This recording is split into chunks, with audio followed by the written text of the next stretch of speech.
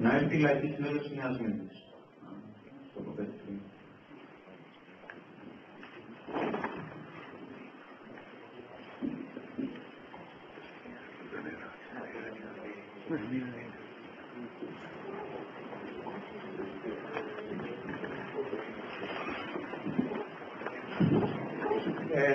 Εμείς από τη Νέα Σμύρνη βέβαια δεν έχουμε κανένα ενδιασμό ούτε καμία αμφιβολία ότι ο αγώνας αυτός είναι με αφορμή της πληστηριασμούς πρώτιστα και κύρια πολιτικός. Ο αγώνας μας είναι να πέσει αυτή η κυβέρνηση που είναι η πηγή όλων των κακών. Και από εκεί και πέρα θα δούμε. Τώρα, δεν θα αναλύσω τι και πώς και γιατί γίνονται οι πληστηριασμοί και τι ρόλο παίζει η Τρόικα και όλα αυτά. Αυτά έχουν υποθεί, τα ξέρουμε όλοι. Μερικά πρακτικά θέματα που έχουν δει και έχουν προβληματίσει πολύ τη Λαϊκή Συνέλευση της Νέας Μήνης και αυτόν τον προβληματισμό μαζί με τις σκέψεις που έχουμε κάνει θέλω να τις μεταφέρω σε εσάς εδώ. Ο βασικός μας προβληματισμός ήταν σχετικά με το αυτοκόλλητο που κυκλοφόρησε και με τη σύσταση του τηλεφωνικού κέντρου που έγινε μετά από την πρωτοβουλία του συντονιστικού της Αθήνας. Ο προβληματισμός μας λοιπόν ήταν ο εξής, ότι έπρεπε και εμείς να αναλάβουμε από την πλευρά μας σαν Λαϊκή Συνέλευση της Νέας Μήνης να χειριζόμαστε αυτό το τηλεφωνικό κέντρο, να απαντάμε στα τηλεφωνήματα. Και αναρωτηθήκαμε σε κάποιον που κινδυνεύει να χάσει το σπίτι του με πληστηριασμό, με κατάσχεση ή με έξωση και παίρνει τηλέφωνο. Τι θα του πούμε, τι θα του απαντήσουμε. Κάποια γνώμη, η οποία ευτυχώς δεν ήταν η πλειοψηφούσα, είπε ότι θα του μιλήσουμε, θα του πούμε ότι δεν έχουμε δυνατότητα νομικής στήριξης, ούτε μπορούμε να του δώσουμε κάποια νομική συμβολή, ότι θα πρέπει να οργανωθεί κινηματικά και να έρθει να γνωριστούμε. Είναι έολη αυτός ο τρόπος σκέψης. Δεν μπορεί ο άλλος να καίγεται, να κινδυνεύει να χάσει το σπίτι του και να του λες εσύ έλα να γνωριστούμε. Νομίζουμε ότι θα πρέπει να δούμε το πράγμα, να το οργανώσουμε. Καταρχήν θα πρέπει να του πούμε ποια είναι η διαφορά ανάμεσα. Ήδη ο αντιπρόσωπος των δικαστικών επιμελητών μας είπε ποια είναι η διαφορά ανάμεσα στην κατάσχεση, στον πληστηριασμό και τελικά και στην έξωση. Λοιπόν, πρέπει να γίνεται καθαρό στον καθένα ότι από την κατάσχεση και πέρα, από ό,τι κατάλαβα και εγώ, χάνει το σπίτι του. Λοιπόν, θα πρέπει λοιπόν να οργανωθούμε και να απαντήσουμε, αν θέλουμε να απαντήσουμε κινηματικά και να το λέμε και αυτό στο τηλεφωνικό κέντρο, στον άνθρωπο που θα μας παίρνει τηλέφωνο, ότι θα πρέπει, ότι προσπαθούμε να συστήσουμε ομάδες περιφρούρησης. Επομένως η συμμετοχή του είναι αναγκαία και άμεση και τη χρειαζόμαστε. Αλλά παράλληλα με αυτό θα πρέπει να δείξουμε ότι υπάρχει και μια υποδομή, ότι όντως υπάρχουν αυτή τη στιγμή ομάδες περιφρούρησης που μπορούν να σταματήσουν. Εγώ εκείνο που καταλαβαίνω, εκείνο που καταλαβαίνουμε όλοι εκεί στη Λαϊκή Συνέλευση της Νέας Μήνης είναι ότι θα πρέπει να σταματήσουμε τους δικαστικούς επιμελητές να επιδίδουν πρώτα απ' όλα αυτό το αγγελτήριο της κατάστασης. Δεν ξέρω, όπως το κάναμε ίσως με τα χαράκια. Όταν ερχόταν οι εργολάβοι, ο κόσμος τους έπαιρνε στο κυνήγι για να κόψουν το ρεύμα. Νομίζω ότι θα πρέπει να κάνουμε κάτι ανάλογο, νομίζω, από τη Νέα Σμύρνη. Αυτό όμως είναι κάτι που πρέπει να το δούμε όλοι μαζί. Και θα πρέπει να δούμε και άλλων τις γνώμες και τις απόψεις σχετικά με το πώς θα οργανωθούμε σε αυτό το θέμα.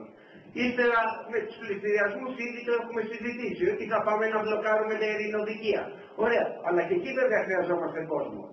Και τέλος θα είναι οι εξώσεις. Θα έρχεται ο άλλος να βγάλει τον κόσμο από τα σπίτια του. Ήδη έχουμε δει στην Ισπανία ότι ξυλώνουν τις πόρτες για να τους βγάλουν έξω. Τι θα κάνουμε εκεί, απλά θα καθόμαστε απ' έξω και θα κουνάμε κάποιο πλακάτ και θα φωνάζουμε κάτω Σαμαράς ή κάτω η Τρόικα. Ή θα πρέπει να έρθουμε πια σε οξία και άμεση αντιπαράθεση με αυτές τις δυνάμεις καταστολής.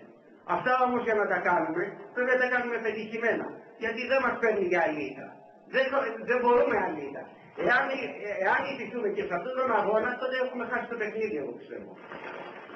Τέλος, όσο με ντουμούκα, με φωνή, με ό,τι είναι τέλος πάντων, να καλούμε τον κόσμο της γειτονιάς σε άμεση στην παράσταση και σε κινητοποίηση. Από εκεί μπορούμε να δίνουμε και το τηλέφωνο και να ανακοινώνουμε στον κόσμο μέσα από την Κιβούτα ότι υπάρχει αυτό το τηλέφωνο, μπορείτε να απευθυνθείτε εκεί και να έχουμε συστήσει και κάποιο κέντρο που μπορούν να απευθυνθούν όποιος έχει πρόβλημα σε άμεσο επίπεδο πρώτα απ' όλα με τη γειτονιά και να προσπαθήσουμε να οργανώσουμε τη γειτονιά σε ένα κίνημα ενάντια σε ό,τι προσπαθεί να κάνει η κυβέρνηση. Και αν εμφανίζεται δικαστικός κλητήρας, να είναι πρώτη γειτονιά που θα τον παίρνει στο κυνήγι. Και το ίδιο ισχύει βέβαια και για τις κατασχέσεις και για τις εξώσεις και αυτά. Αυτές είναι οι σκέψεις που κάνουμε εμείς στη Νέα Σμύρνη, αυτά είναι που ήθελα που μου ανατέθηκε να ανακοινώσω εδώ και αυτή είναι η άποψη του πώς βλέπουμε τα πράγματα.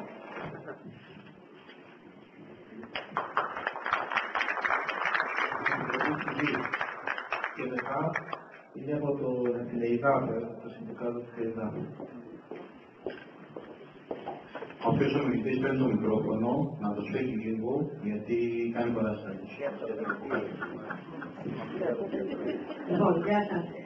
Και εγώ με δική ιδιότητα έχω έρθει σήμερα εδώ στη δουλειά που κάνουμε και σαν μέλος της Επιτροπής Ανάπτυξης της Πρόκλησης με τις Χωματερίες και σαν τραπεζοϊκάλληλος.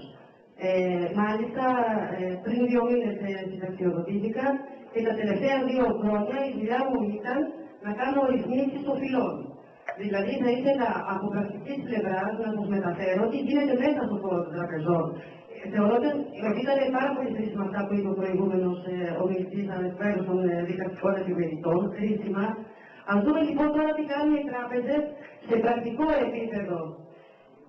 Όταν μία οφειλή υπερβαίνει σε καθυστέρηση, προσωρινή καθυστέρηση, τους 6 μήνες, για τα στεγαστικά δίνουμε περισσότερο, αλλά θα πω και λίγο για τα καταναλωτικά, δηλαδή τις 180 ημέρες, προσωρινή καθυστέρηση, αυτόματα στο μηχανογραφικό σύστημα της τράπεζας περνάει την οφειλή σε οριστική καθυστέρηση. Πρώτο πράγμα που συμβαίνει. Εάν είχαμε πάρει το δάνειο το στεγαστικό μας ή το καταναλωτικό ή την κάρτα με ένα χ επιτόκιο, κατευθείαν από την ώρα που το δάνειο γίνεται κόκκινο, το όποιο επιτόκιο το συμβατικό είχαμε υπογράψει, επιβαρύνεται κατευθείαν με 2,5% επιπλέον υπερημέρεια. Που σημαίνει πανωτόκια στους τόκους. Και η οφειλή αρχίζει και αυξάνεται ραγδαία. Ό,τι έξοδα έχουν γίνει από πλευράς των τραπεζών για επιδόσεις δικαιολογητικών ειδοποιητηρίων, τους δικαστικούς μελητές, παραδείγματος χάρη που είπε πριν ο συναγωνιστής, τους πληρώνει ο πελάτης, δεν τους πληρώνει η τράπεζα. Έτσι το δικαστικό μελητής με το εξώδικο στην πόρτα μας, κόβει μια αποδειξούλα, την πάει στην τράπεζα, του οφειλέτη και η τράπεζα κατευθείαν την αμοιβή του δικαστικού επιμελητή, πλέον ΦΠΑ κτλ. Αυτόματα θα χρεώνει στο δάνειο. Δηλαδή, μην έχουμε την αυταπάτη ότι οι τράπεζες χαρίζουν πέρα από τα έξοδα φακέλου, από τις προμήθειες, από τον όλο κατάλογο που έχουμε πληρώσει όταν πήραμε, όταν κάναμε τη χορήγηση του δανείου, όταν η τράπεζα κάνει το οποιοδήποτε βήμα, όταν το δάνειο περάσει οριστική καθυστέρηση, ένα απλό χαρτί να σου στείλει, μια απλή ειδοποίηση να σου στείλει, σε χρεώνει με όλα τα έξοδα. Άρα, πέρα από τα πανωτόκια, αρχίζουμε και λέμε τώρα τα έξοδα και τις επιπλέον επιβαρύνσεις που χρεώνεται ο λογαριασμός μας. Να κάνω μία παρένθεση. Οι τράπεζες, εκτός από τις πρακτικές εταιρείες και τα δικηγορικά γραφεία που είπε ο συναγωνιστής προηγουμένως, τι κάνουν τώρα για να εισπράξουν τις οφειλές τους. Εκτός από αυτά που είπε πριν, έχουν προσλάβει μέσω ιδιωτικών εταιριών επινοικιαζόμενους σύγχρονους σκλάβους, παιδιά επιστήμονες με πτυχία, με απίστευτο κόπο δουλειά και να μορφωθούν, με εξευτελιστικούς μισθούς 400, 500, 600 ευρώ το πολύ και τους έχουν προσλάβει ως επινοικιαζόμενους με συμβάσεις 2 ή το πολύ 3 μηνών στις τράπεζες. Και εκεί που ήμασταν εμείς οι μόνοι τραπεζικοί, ξαφνικά στα γραφεία μας ήταν επινοικιαζόμενοι συνάδελφοι που σκοπό έχουν να κάνουν αυτή τη δουλειά των εισπρακτικών εταιριών. Επειδή όντως δημιουργήθηκε ένα πρόβλημα σοβαρότατο στις εισπρακτικές εταιρείες λόγω της βαρβαρότητας και της αγένειας που μιλούσαν στους πελάτες και ξεσηκώθηκε ο κόσμος, βρήκαν οι τράπεζες μια άλλη φόρμουλα. Εκτός από τα δικηγορικά γραφεία να προσλάβουν παιδάκια, τέλος πάντων νέους ανθρώπους άμερους που τους δίνουν ένα εξυπηρετικό ποσό για να κάνουν αυτή τη δουλειά. Βέβαια, έχουν δεχτεί οδηγίες, δεν είναι τόσο φιδαίοι, τόσο βάρβαροι, είναι πιο ευγενικοί, αλλά άκρως πιεστικοί. Πάρα πολύ πιεστικοί και κλείνουν τα τηλέφωνα τώρα στον δανειολήπτη. Όταν λοιπόν ο πελάτης δεχτεί το τηλέφωνο, έχει δύο επιλογές να κάνει. Ή να ενταχθεί στον νόμο Κατσέλη ή να κάνει απευθείας ρύθμιση με την τράπεζα. Πολύ επιγραμματικά, γιατί δεν θέλω να φάω χρόνο, να σας πω τι γίνεται. Με το νόμο Κατσέλη θα πρέπει να βάλει ένα δικηγόρο του, τον οποίο θα τον δώσει τουλάχιστον 1.500 ευρώ και θα πάει να κάνει αυτό μια έρευνα σε όλες τις τράπεζες, θα δημιουργήσει μια κατάσταση σε όλες τις οφειλές του, έτσι, και μετά να καταθέσει τα δικαιολογητικά, δηλαδή αυτό ότι ζητάει η τραπεζική ενημερότητα, τέλος πάντων και πάει και καταθέτει όλα τα δικαιολογητικά του πελάτη με τις οφειλές, με τις καταστάσεις ανεργίας, αν είναι άνεργος, το μισθό του, αν έχει εκθέσεις κτλ. Και παίρνει μια ημερομηνία εκδίκαση της υπόθεσής του, καταρχήν για να εκδικαστεί σε δύο φάσεις, μια προσωρινή απόφαση στο Ειρηνοδικείο Αθηνών, εάν είναι οφειλέτης στην Αθήνα. Αυτή τώρα η εκδίκαση καθυστερεί πάρα πολύ, δεν γίνεται άμεσα, μπορεί να περάσει και 1 και 2 και 3 χρόνια. Δεν μιλάμε για την οριστική. Η οριστική, από την εμπειρία μου μέχρι πριν ένα μήνα που ήμουν στην τράπεζα, εκδίκαση των υποθέσεων της Αθήνας είναι και μετά το 2020. Αυτό τώρα τι σημαίνει? Δυστυχώς, πάρα πολλοί δικηγόροι κάτω στην πιάτσα εφησυχάζουν τους δανειολήπτες και τους λένε μία ανησυχή, δεν πρέπει να κάνετε απευθείας ρυθμίσεις με την τράπεζα, θα βάλουμε τον νόμο Κατσέλη, είσαι άνεργος, έχεις προβλήματα υγείας, έχεις τούτο ταρά, θα δικαιωθεί. Τι γίνεται? Και δεν θα εκτοκίζεται. Μέχρι να εκδικαστεί η υπόθεση δεν θα εκτοκίζεται. Αυτό είναι πολύ μεγάλο θέμα. Καμία τράπεζα, μα καμία δεν μπορεί και δεν θέλει να σταματήσει την μηχανογραφική παρακολούθηση μιας υπόθεσης ενός δανείου. Δηλαδή οι τόκοι τρέχουν κανονικότατα με την υπερημέρεια, με ό,τι έσοδα έχουν επιβαρυνθεί λόγω των επιδόσεων κτλ. Μέχρι να εκδικαστεί οριστικά.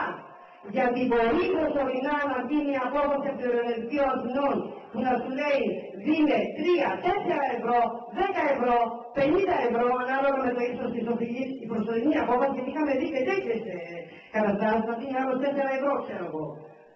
Αυτό που δεν πληρώνεται όμως το χρέος, εκτοκίζεται κανονικά μέχρι να εκδικαστεί οριστικά η απόφαση. Που σημαίνει ότι μπορεί να περάσουν και 1 και 2 και 4 και 5 και 6 χρόνια. Σας λέω, εγώ τον Οκτώβριο έφυγα, οι υποθέσεις που μας ερχόταν ήταν και εκδίκαση οριστική μετά το 2020. Όταν λοιπόν εκδικαστεί αυτή η υπόθεση, καταλαβαίνετε τι πανωτόκια και πόσο θα έχει μεγαλώσει το ύψος της οφειλής.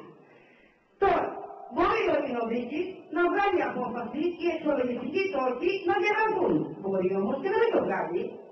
Ή ένα μέρος. Να χαριστεί ένα μέρος τόκος ή ένα μέρος κεφαλαίου. Αυτό όμως μπορεί και να μην συμβεί. Γιατί ανάλογα με την κατάσταση του πελάτη που θα είναι εκείνη την ώρα, τη δεδομένη χρονική στιγμή που θα εκδικαστεί η υπόθεσή του, θα πει ο Ειρηνοδίκης, δηλαδή την όποια επαγγελματική οικονομική του κατάσταση, και ανάλογα θα κρίνει. Εάν δεν υπάρχει δεύτερο περιουσιακό στοιχείο, δεν το συζητάμε. Το πρώτο πράγμα που θα βγει απόφαση είναι εκκλείσε ό,τι τυχόν ακίνητο ή κινητό περιουσιακό στοιχείο έχεις για να πάει να τα δώσει στην τράπεζα. Εάν κάνει απόφαση να διαγραφεί ένα μέρος, είπαμε, ή όλο, είναι ρίσκο που το αναλαμβάνει σήμερα ο πελάτης μας, έτσι, ή ο φιλέτης. Η μία υπόθεση είναι αυτή με τον νόμο Κατσέλη, δηλαδή δικαστικά έξοδα τεράστια, που σας λέω ότι εκτός από τους δικηγόρους υπάρχουν και δικηγορικά, όχι δικηγορικά, μαϊμούδες γραφεία, μαϊμούδες εταιρείες που σε παίρνουν τηλέφωνο σε κάποια υπόγεια στην Αθήνα, που με πολύ έτσι αυτό σου δίνουν τα στοιχεία τους, και πας